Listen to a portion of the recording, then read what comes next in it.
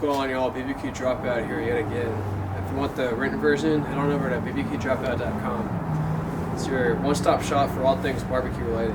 So for this question, if you're wondering like how long you can let your brisket sit out, or in other words rest, after cooking the thing over like 12 plus hours, just know that it doesn't really matter the overall time as far as like how long you can let it sit out, or how long you should be letting it sit out to let all the moisture kind of like seep back into the meat. But you should really be thinking about the internal temperature. So let me back up. So you just spent like the better part of like 10, 12 plus hours prepping the smoker, seasoning the piece of brisket, and letting it cook all the way through. So you don't want to pull the brisket off the smoker first of all until it hits like 200 degrees Fahrenheit, give or take, and when you can like probe tender like a stick of butter. So after all that occurs, the brisket or whatever is literally 200 degrees hot inside, because that's when you pull it off the smoker. So as far as like how long you can let it sit out, or like how long you should let it sit out, should be at least a couple of hours, even if you're letting it sit directly on like the counter or whatever, not even wrapping it or anything with like foil, or putting it inside of a cooler, for example, because the thing is literally 200 degrees hot. And if you were to just like sit it on the counter, put it on like a cutting board and start cutting into it immediately, all that moisture is literally going to like evaporate, or just like kind of pour out of the meat, and you're going to be left with a dry brisket.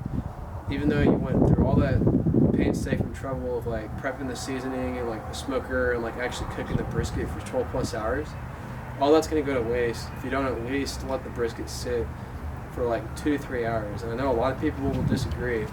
They'll say you can let it sit for like 30 minutes to an hour max and then start slicing into it. I guarantee you if you do that, it's going to come out alright, maybe, but just give it a chance. Try resting it as long as you possibly can, like 3, 6 plus hours, and I guarantee you it's going to come out a lot better than if you were to just sit it on the counter and immediately start slicing into it. If you don't believe me, go to a barbecue restaurant. They don't literally go to the back and like start pulling the briskets off the smoker and start cutting it up for you. They're going to pull it out of like a warming oven. And it's been sitting in there for like 3 to 6 hours, I guarantee you. And so I live in Central Texas. I grew up here around barbecue my entire life. 26 years old. Go to any famous barbecue restaurant, smoke any piece of barbecue, particularly brisket, yourself. Let it rest for 6 plus hours, and then get back to me and let me know what you think.